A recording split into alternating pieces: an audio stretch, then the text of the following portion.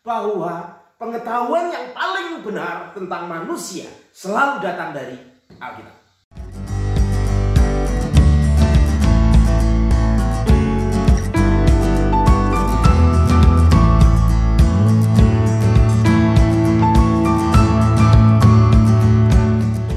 Sobat Kudus, salam sehat, salam kudus. Semua manusia baik. Sobat pasti tidak setuju.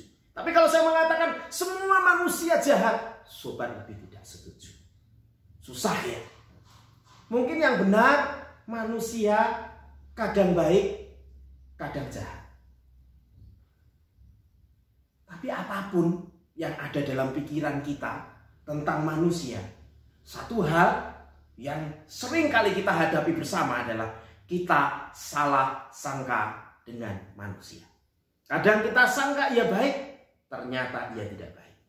Kita sangka ia tidak baik, kita sangka ia jahat, ternyata ia baik. Repot kan? Nah, hari ini saya ingin mengajak sobat untuk bisa memahami manusia dengan sudut pandang yang benar.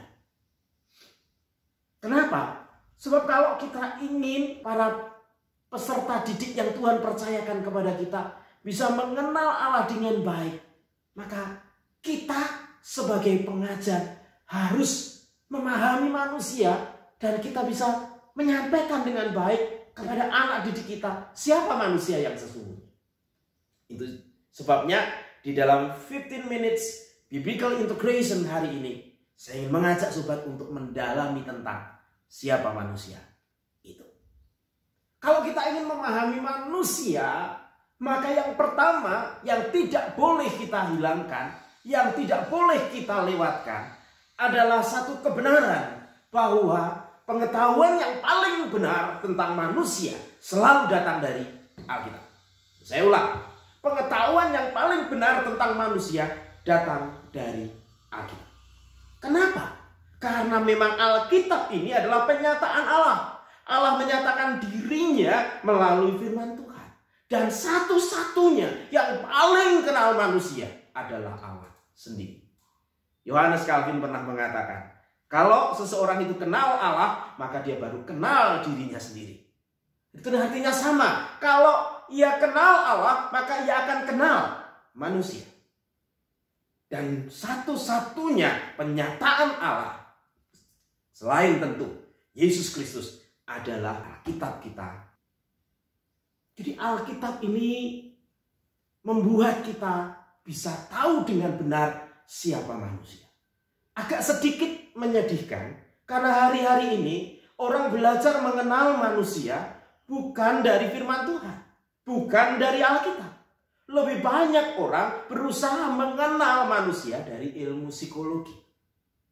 Saya yakin di antara sobat membaca buku-buku psikologi, mengkoleksi buku-buku psikologi tentang manusia. Bukan hanya ilmu psikologi, tetapi barangkali juga ilmu sosiologi. Belakangan juga ilmu tentang marketing. Karena di dalamnya juga manusia itu menjadi sumber yang paling penting untuk dipelajari kalau kita belajar tentang marketing. Sedikit ironi, karena orang Kristen ada yang terjebak ke situ. Guru-guru, para pendidik Kristen terjebak ke situ. Membaca buku-buku psikologi melampaui membaca Alkitab.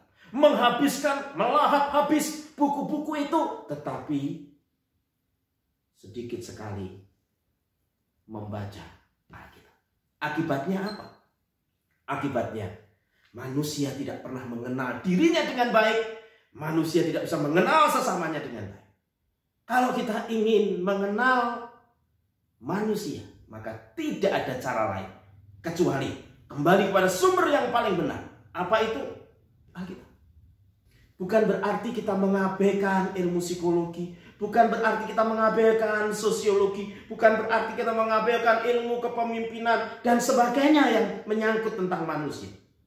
Kita tetap belajar hal itu. Kita tetap berusaha mendapatkan informasi sebanyak-banyaknya. Tetapi semuanya itu harus ditundukkan di bawah terang Alkitab. Jadi kesimpulannya, bacalah Alkitab, maka engkau akan kenal manusia. Engkau tidak membaca Alkitab, engkau tidak akan kenal manusia. Ini pijakan yang pertama. Kebenaran yang kedua yang tidak boleh kita lewatkan adalah apa yang disampaikan di dalam Kejadian 1 ayatnya yang ke-27. Yang dikatakan demikian, maka Allah menciptakan manusia itu menurut gambarnya. Menurut gambar Allah diciptakannya dia, laki-laki dan perempuan diciptakannya mereka. Kedua, kalau kita ingin tahu siapa manusia, maka Alkitab menyatakan kepada kita bahwa manusia itu adalah ciptaan Tuhan. Dia diciptakan oleh Tuhan sendiri menurut gambarnya. Kita adalah rupa dan gambar Allah. Kita memiliki karakteristik Allah dalam keterbatasan kita. Kita bisa tahu, tapi kita tidak maha tahu. Kita punya kekuatan, kita punya kuasa, tetapi kita tidak maha kuasa. Kita punya kasih, tapi kasih kita terbatas, sedangkan kasih Allah tidak terbatas. Ada karakteristik Allah di dalam diri kita yang membuat kita mampu mengenal Allah, yang membuat kita mampu hidup bagi Allah, yang membuat kita mampu untuk taat kepada Allah. Itu artinya kita memang berasal dari Tuhan sendiri. Kita punya akal, kita punya moral, kita juga punya spiritual, dan kita punya kekekalan. Kita punya akal, bisa memikirkan segala sesuatu. Kita punya moral, bisa mempertimbangkan baik dan benar.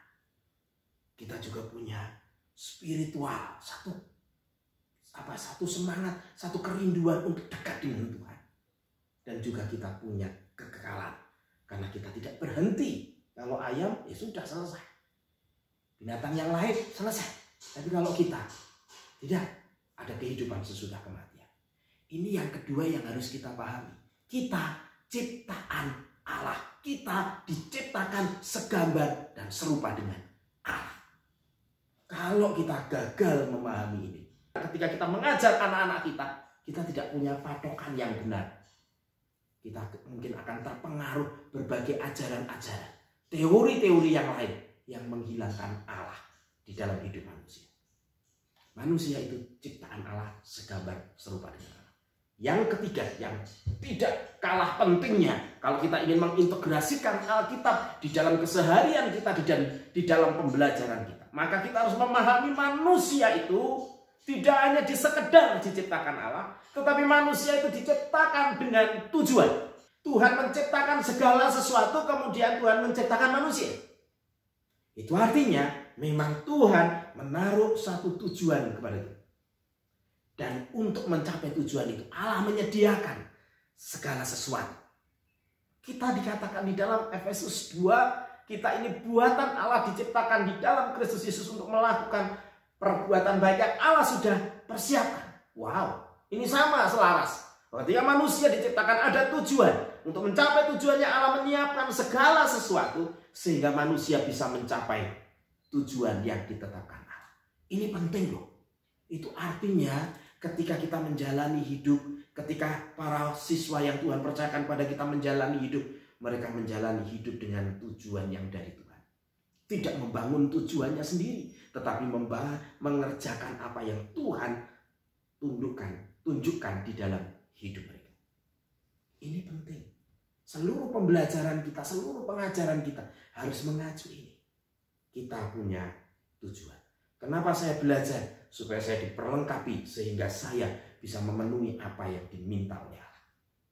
Di dalam Kejadian sederhana Tuhan mengatakan, penuhilah bumi, kelola bumi, beranak cucu dan sebagainya. Semuanya berkaitan dengan tujuan. Ini yang ketiga. Yang keempat, kalau kita ingin mengintegrasikan firman Tuhan, maka kita harus kenal manusia. Dan manusia itu manusia seperti apa? Manusia itu adalah manusia yang diciptakan laki-laki dan perempuan. Ini penting. Di dunia yang makin kabur laki-laki dan perempuan, di mana kaum pelangi mulai memunculkan gender-gender yang lain, di mana dunia di dalam kerusakannya, di dalam keberdosaannya, memunculkan pernikahan-pernikahan yang tidak selaras dengan yang Tuhan inginkan. Oleh karena kesalahan, tidak memahami, tidak pernah mempercayai apa yang dikatakan oleh Alkitab, bahwa manusia itu diciptakan laki-laki dan perempuan. Titik. Laki-laki dan perempuan. Titik. Tidak ada setengah laki-laki, setengah perempuan. Dan laki-laki dan perempuan itu dikatakan seorang laki-laki akan meninggalkan ayahnya dan ibunya dan bersatu dengan istrinya. Istrinya situ adalah wanita atau perempuan. Dengan kata lain, tidak terbuka peluang untuk pernikahan laki dengan laki, perempuan dengan perempuan. Tidak ada. Ini penting. Kalau kita tidak memahami hal ini, kita tidak benar-benar mengajarkan hal ini, kita sedang menyesatkan orang-orang yang Tuhan percayakan kepada kita untuk kita didik. Dan yang terakhir, yang perlu dipahami tentang manusia, kalau kita ingin mengintegrasikan firman Tuhan di dalam kehidupan sehari-hari, firman Tuhan di dalam pembelajaran kita mengintegrasikan Alkitabiah, maka yang harus kita pahami tentang manusia, bahwa manusia yang diciptakan Allah serupa dan segambar dengan Allah, diciptakan laki dan perempuan itu dengan tujuan Allah, telah jatuh ke dalam dosa. Dosa merusakkan segalanya. Adam mendengarkan Hawa dan kemudian memakan buah yang dilarang oleh Tuhan. Bukan masalah buahnya, tetapi masalah ketidaktaatan itu. Dan itu meruntuhkan semuanya. Dikatakan manusia rusak total. Dia mengalami kejatuhan. Dan kerusakannya itu membuat manusia tidak bisa mengenali dirinya juga. Sebelum orang itu ditebus oleh Kristus, dia tidak akan bisa mengenal dirinya dengan benar. Kenapa? Karena dia tidak bisa lagi membangun relasi dengan Allah, tidak bisa lagi membangun komunikasi dengan Allah, dia tidak mengenal Allah.